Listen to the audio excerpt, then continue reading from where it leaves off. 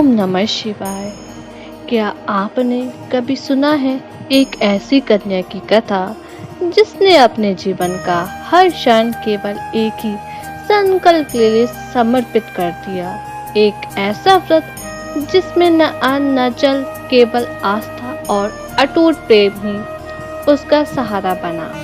यह वही कथा है जब हिमालय की पुत्री पार्वती ने घोर तप करके स्वयं भगवान शिव को अपने पति रूप में प्राप्त किया और तभी से शुरू हुई परंपरा हरतालिका तीज व्रत की, जिसे आज भी हर सुहागिन स्त्री अपने पति की दीर्घ आयु और सौभाग्य के लिए करती है। स्वागत है आपका डिवाइन सनातन स्टोरीज में, जहां हम लेकर आते हैं आपके लिए सनातन से जुड़ी भक्तिमय और चमत्कारी कथाएं। आइए जानते हैं हरतालिका तीज का व्रत कब है। भाद्रपद माह के शुक्ल पक्ष की तृतीया तिथि की शुरुआत 25 अगस्त को दोपहर 12:34 पर हो रही है, जिसका समापन 26 अगस्त को दोपहर 1:54 पर होगा।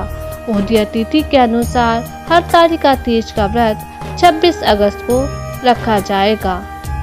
हिंदू धर्म की मान्यताओं के अनुसार इस व्रत को करने से सुहागिन स्त्रियों को अखंड सौभाग्य व सुख वैवाहिक जीवन का आशीर्वाद मिलता है। हरतालिका तीज के दिन भगवान शिव व माता पार्वती की विधिवत पूजा अर्चना की जाती है। यह व्रत सुहागिन स्त्रियों के अलावा कुंवारी कन्याएं भी कर सकती हैं। मान्यता है कि कुंवारी कन्याएं मनचाहे वर की प्राप्ति के लिए यह व्रत करती हैं। हरतालिका तीज पर इस बार रवि योग, साध्य योग व शुभ योग का संयोग दिन महत्व बढ़ा रहे हैं। रवि योग पूरे दिन रहेगा। हरतालिका तीज के शुभ मुहूर्त। ब्रह्म मुहूर्त प्रातः काल 4:27 से 5:12 तक रहेगा। अभिजीत मुहूर्त दिन में 11:57 से दोपहर 12:48 तक रहेगा। विजय मुहूर्त दोपहर 2:31 से 3:23 तक रहेंगे। गोधूली मुहूर्त शाम 6:49 से शाम 7:11 तक रहेगा। अमृत काल रात 11:30 से मध्य रात्रि 1:15 तक। निशिता मुहूर्त देर रात 12:01 से 12:45 तक। हरतालिका तीज पर दिन का चौकरिया मुहूर्त चर सामान्य सुबह 9:09 से 10:46 तक। लाभ उन्नति 10:46 से 12:23 तक। अमृत सर्वोत्तम काल 12:23 दोपहर 1:59 तक रहेगा। शुभ उत्तम दोपहर 3:36 से शाम 5:13 तक रहेगा। आइए अब बात करते हैं हरतालिका तीज की पूजा विधि व व्रत के नियम। हरतालिका तीज का व्रत सुहागिन महिलाओं के लिए अत्यंत महत्वपूर्ण और शुभ माना जाता है। महिलाएं पति की लंबी उम्र और अखंड सौभाग्य के लिए व्रत और भगवान शिव और माता पार्वती की पूजा करती हैं। इस व्रत को करने से सुखमय दाम्पत्य जीवन का आशीर्वाद मिलता है। इसे कठिनतम व्रतों में से एक माना जाता है, क्योंकि इस दिन निर्जला उपवास रखा जाता है। हरतालिका तीज व्रत की शुरुआत से पहले सर्गी करने का विधान है, वही इस व्रत का समापन पारण के साथ किया जाता है। ऐसे में आइए जानते हैं कि हरतालिका तीज व्रत के लिए सर्गी का शुभ मुहूर्त क्या रहने वाला है। तीज और करवा चौथ जैसे उपवासों में सर्गी का बहुत महत्व होता है। सर्गी के साथ ही व्रत का आरंभ होता है, जिसमें मिष्ठान मेवा होता है। इसे प्रसाद के रूप में ग्रहण किया जाता है, जिसके बाद व्रत शुरू किया जाता है। सर्गी में नमक युक्त भोजन से बचना चाहिए। सर्गी में आप ताजे मौसमी फल, जूस, नारियल पानी, मेवे, मिठाई, खीर आदि ले सकती हैं। सर्गी करने से पहले महिला को स्नान आदि करके भगवान के समक्ष हाथ जोड़कर व्रत का संकल्प लेना चाहिए। हरतालिका तीज व्रत में सर्गी के लिए ब्रह्म मुहूर्त को सबसे शुभ माना जाता है। इस दिन ब्रह्म मुहूर्त सुबह 4:27 से 5:12 तक रहने वाला है। इस दौरान आप सर्गी ग्रहण कर सकते हैं। इसके अलावा हरतालिका तीज व्रत का पारण चतुर्थी पर सुबह ब्रह्म मुहूर्त में किया जाता है। इस व्रत को हरतालिका इसलिए कहते हैं कि पार्वती की सखी उन्हें पिता प्रदेश से हर कर घनघोर जंगल में ले गई थी। हरत अर्थात हरण करना और आलिका अर्थात सखी या सहेली। इसी त्योहार को दूसरी ओर बूढ़ी तीज भी कहा जाता है। इस दिन सास अपनी बहुओं को सुहाग का सिंधारा देती हैं। इस व्रत को करने से कुंवारी युवतियों को मनचाहा फल मिलता है और सुहागिन स्त्रियों के सौभाग्य में वृद्धि होती है तथा शिव पार्वती उन्हें अखंड सौभाग्य का वरदान देते हैं। हरतालिका तीज की पूजन सामग्री।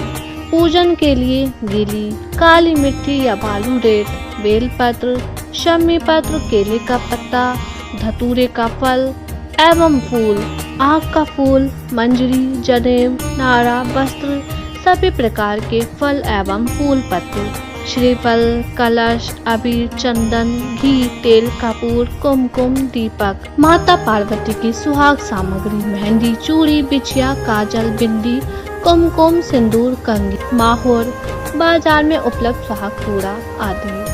पंचामृत के लिए घी, दही, शक्कर, दूध, शहद। आइए जानते हैं व्रत तीज कैसे करें। सर्वप्रथम उमा महेश्वराय सराज्य सिद्धिये हरतालिका व्रतम करिष्ये मंत्र का संकल्प करके मकान को मंडल आदि से शुभ शोभित कर पूजा सामग्री एकत्रित करें। हरतालिका पूजन प्रदोष काल में किया जाता है। प्रदोष काल अर्थात दिन रात के मिलने वाला समय। संध्या के समय स्नान करके शुद्ध व उज्ज्वल वस्त्र धारण करें। तत्पश्चात पार्वती तथा शिव की स्वर्ण युक्त, यदि यह संभव न हो तो मिट्टी की प्रतिमा बनाकर विधि विधान से पूजा करें। बालू, रेत अथवा काली मिट्टी से शिव और माता पार्वती एवं गणेश जी की प्रतिमा अपने हाथों से बनाएं। इसके बाद सुहाग की पिटारी में सुहाग की सारी सामान सजा कर रखें। फिर इन वस्तुओं को माता पार्वती जी को अर्पित करें।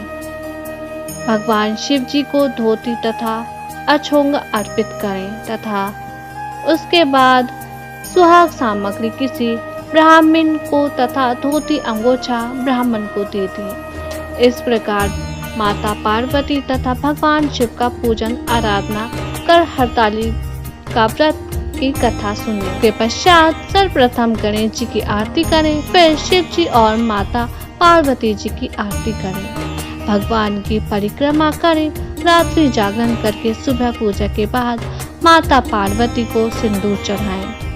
ककड़ी हलवे का भोग लगाएं और फिर ककड़ी खाकर उपवास तोड़ें। अंत में समस्त सामग्री को एकत्र कर पवित्र नदी या किसी कुंड में विसर्जित करें। आइए जानते हैं हरतालिका तीज की पौराणिक कथा। एक बार भगवान शिव ने पार्वती जी को उनके पूर्व जन्म का स्मरण कराने के उद्देश्य से इस व्रत के महात्म्य की कथा कही थी। श्री भोले शंकर बोले, हे गौरी पर्वतराज हिमालय पर स्थित गंगा के तट पर तुमने अपने बाल्यावस्था में 12 वर्षों तक अधोमुखी होकर घोर तप किया था। इतनी अवधि तुमने अन्न न खाकर पेड़ों के सूखे पत्ते चबाकर व्यतीत किए हैं। माँ की विकराल शीतलता में तुमने निरंतर जल में प्रवेश करके तप किया। वैशाख की जला देने वाली गर्मी में तुमने पंचाग्नि से शरीर को तपाया। श्रावण की मूसलाधार वर्षा में खुले आसमान के नीचे बिना अन्न जल ग्रहण किए समय व्यतीत किया। तुम्हारे पिता तुम्हारी कष्ट साध्य तपस्या को देखकर बड़े दुखी होते थे। उन्हें बड़ा कलेश होता था। तब एक दिन तुम्हारी तपस्या तथा पिता के कलेश को देखकर नारद जी तुम्हारे घर पधारे। तुम्हारे पिता ने हृदय से अतिथि सत्कार करके उनके आने का कारण पूछा। नारद जी ने कहा, गिरिराज, मैं भगवान विष्णु के भेजने पर यहाँ उपस्थित हूँ। आपकी कन्या ने बड़ा कठोर तप किया है।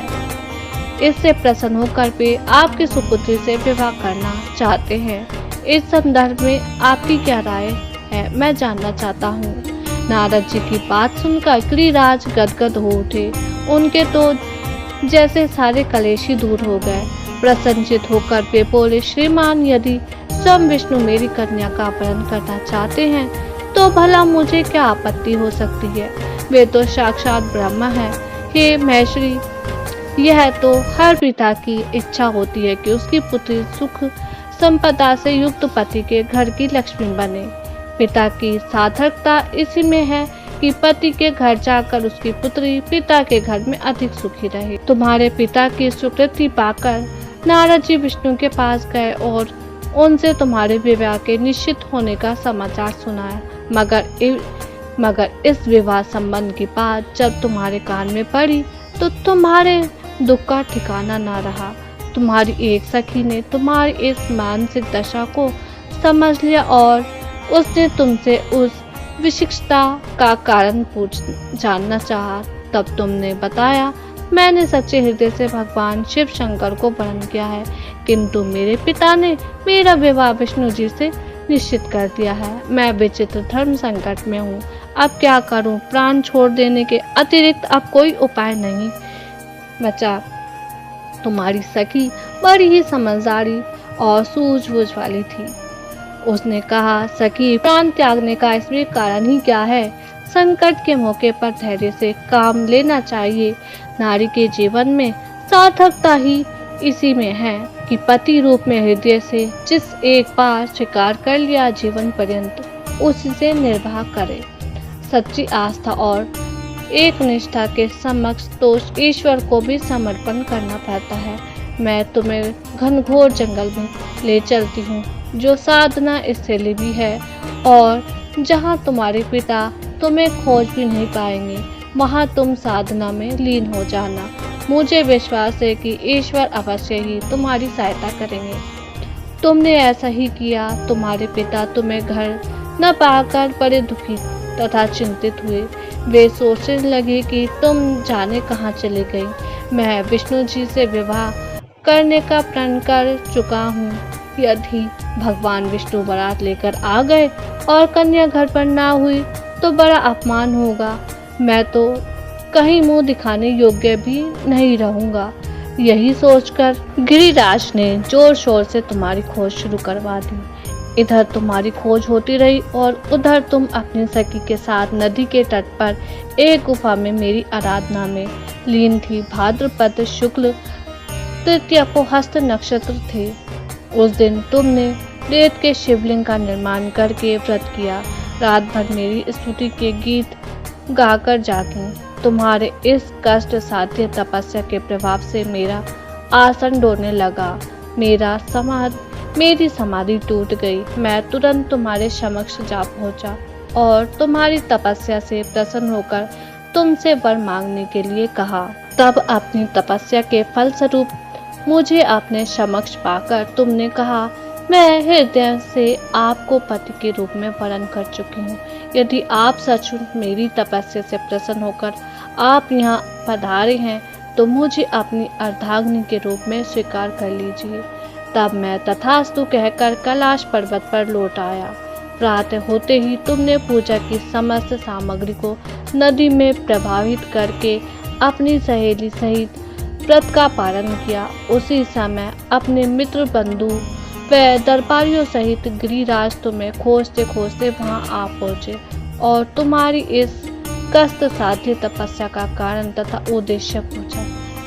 उस समय तुम्हारी दशा को देखकर गिरिराज अत्यधिक दुखी हुए और पीड़ा के कारण उनकी आंखों से आंसू उमड़ आए थे। तुमने उनके आंसू पोंछते हुए विनम्र स्वर से कहा, पिताजी, मैंने अपने जीवन का अधिकांश समय कठोर तपस्या में बिताया है। मेरी इस तपस्या का उद्देश्य केवल यही था कि मैं महादेव को पति के रूप में पाना चाहती हूँ। आज मैं अपनी तपस्या की कसौटी पर खरी उतर चुकी हूँ।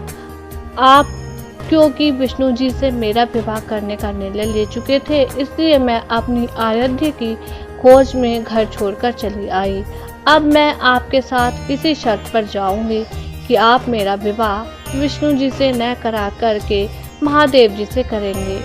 गिरिराज मान गए और तुम्हें घर लेके चले गए। कुछ समय के पश्चात शास्त्रोक्त विधि विधान पूर्वक उन्होंने हम दोनों का विवाह सूत्र में बांध दिया। हे पार्वती, भाद्रपद की शुक्ल तृतीया को तुमने मेरी आराधना करके जो व्रत किया था, उसी के फलस्वरूप मेरा तुमसे विवाह हो सका। इसका महत्व यह है कि मैं इस व्रत को करने वाली कुमारियों को मनोवांछित फल देता हूँ। इससे सौभाग्य की इच्छा करने वाली प्रत्येक युवती को यह व्रत पूरी एकानिष्ठ तथा आस्था से करना चाहिए। हर हर महादेव। ओम नमो पार्वती पते। हर हर महादेव।